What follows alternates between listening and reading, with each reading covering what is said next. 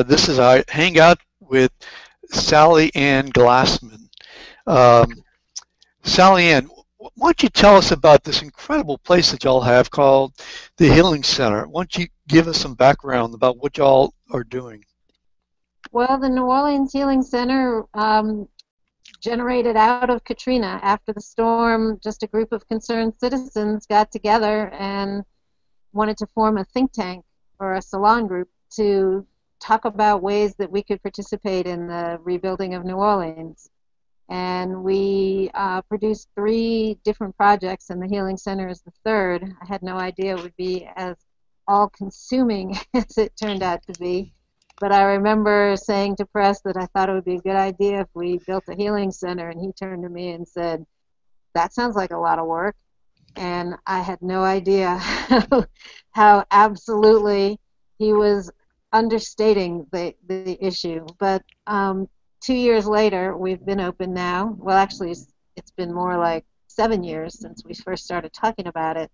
But 2 years that we've been open, and it's thriving. And we have over 25 different businesses and organizations here, all that address healing on some level, whether it's spiritual or emotional or physical or environmental or social or cultural and economic. And they all address the need of the community, and they all work together synergistically. And I'm seeing more and more people coming in the door, more and more people knowing about it, and getting themselves to walk in that front door and see what it's like. And I hear such happy people. You know, everyone walks in and says they love it, and they're all using it, and I have no idea who these people are. They're not friends of mine, so it's really exciting and gratifying that it's really taken on. And when we first opened, Pres also said that he wanted to create a place that would glow in the dark, and I think we're getting there finally.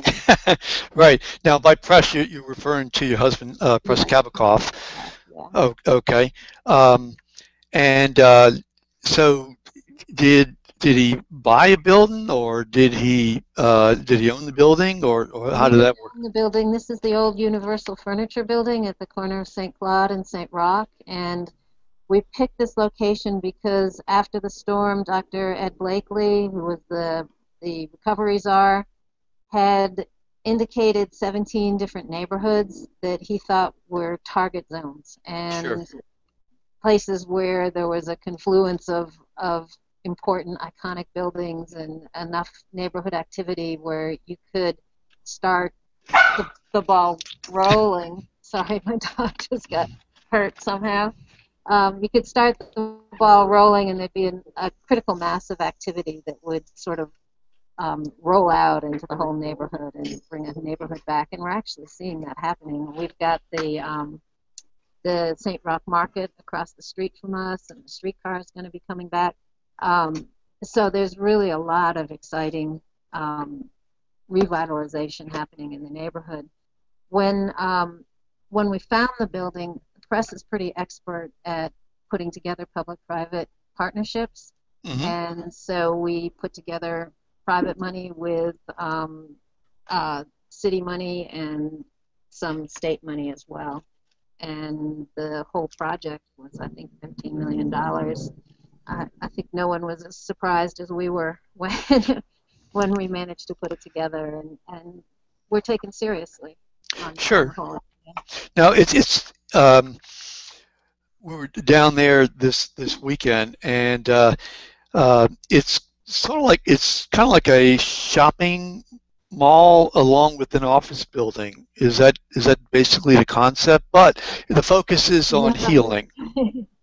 It's all focused on healing, and I scream whenever anybody uses the word mall. This is not a mall. It's a community center. And gotcha. It does focus on healing on all levels, and also distinguishing it from a mall. We have a whole credo that we all sign on to and live by, and sort of social entrepreneurship as opposed to just a bunch of retail places making money. And there's a dedication to serve the community, essentially, and to help and to heal.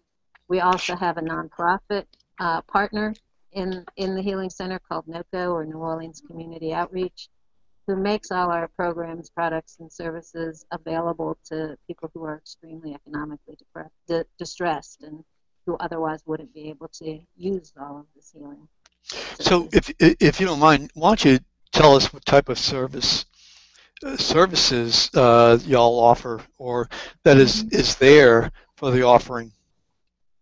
I'm surely going to forget some of them, but Sure. every time I go to list them, I forget about half of them. But Well, they can go to there, the website. The website is the Healing yeah, Center. it's NewOrleansHealingCenter.org. But we Okay. have the New Orleans Food Co-op grocery store, which was the first grocer for 6 neighborhoods after the storm. And you don't have to be a member of the co-op to buy groceries there. We have Cafe Istanbul, which is a major performance hall and celebrates the culture and the makers of culture in this area and has music and theater and poetry and art shows in there, a lot going on, a lot of drama. Um, People have personal parties in there. Sure. Um, and then there's or Fatouche Restaurant, which is a Turkish, organic, very fresh food restaurant and cafe and juice bar. They've just added juice to their menu. And there's ASI Federal Credit Union, which opened a branch here that's doing incredibly well and is really well utilized by the neighborhood. And they in turn brought in Kiva, which is it's usually an international micro funding agency, but they've opened a few offices in the United States, and New Orleans was the second city, so they opened a branch here. We, of course, have all kinds of alternative and complementary healing arts in the Affordable Healing Center on the second floor. And we have a major yoga studio that's Sean Johnson's Wild Lotus Yoga downtown branch. And there's a movement room with dance, all kinds of dance and Tai Chi and all those kinds of movement-oriented physical therapies. There's also a physical therapy office, Magnolia Physical Therapy, that's doing fantastically well.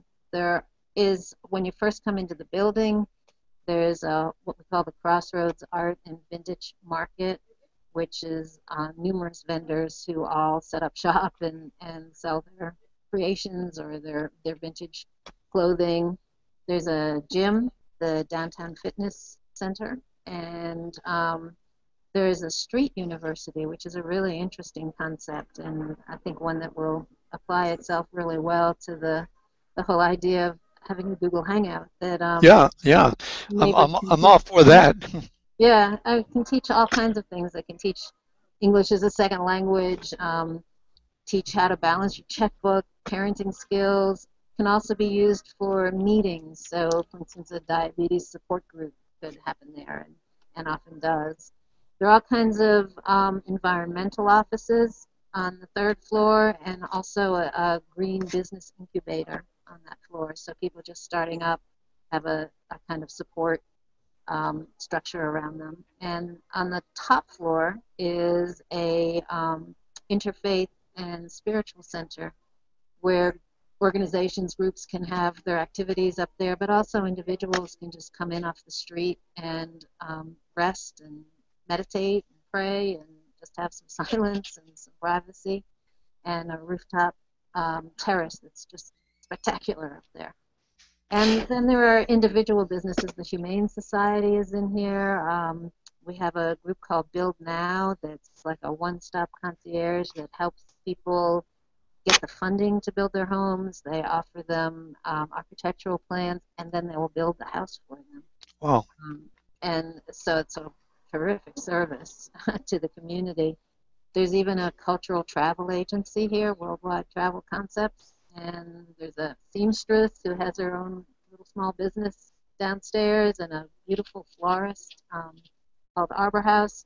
And it keeps changing and growing, and new people come in, and different parts of the building get adapted so somebody else can be part of the Healing Center family. It's really I mean, that's really spectacular, especially when you consider, how the city way back when after 2005, the Hurricane Katrina, and what that neighborhood, that's in Bywater, and what that neighborhood looked like, and what Alton's looked like after Katrina, and to look at it now, to see, just a lot of the homes coming back up look beautiful.